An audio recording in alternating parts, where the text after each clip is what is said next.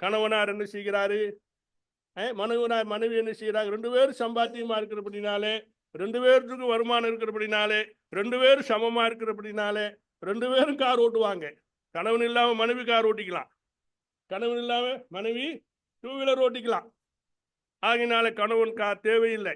தேவையில்லை என்று வரும்போது, சமம் சமம் என்று வரும்போது ஒரு கட்டத்தில் தனிமையாக போய்விடுகிறார்கள். இன்றைக்கு நிறைந்து வருகிறது.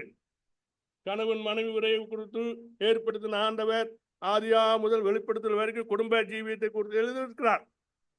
ஆனால் நவீன காலத்தில் பாவம் பெருகி கொண்டு வருகிறனாலே ஆண் திருமணத்தை செய்து வாழ்கிறார், பெண் திருமணத்தை செய்து வாழ்கிறார். இன்னும் நம்ம பார்க்கிறோம். ஆமா, என்ன குடும்பம் நடத்துகிறார்கள் அவர்களை பார்க்கும் பொழுது அதுக்கு ஒரு வார்த்தை சொல்றாங்க இல்லையா, திருமணமாகாமலே சேர்ந்து இருக்கிறாங்க. ஆமா, நம்ம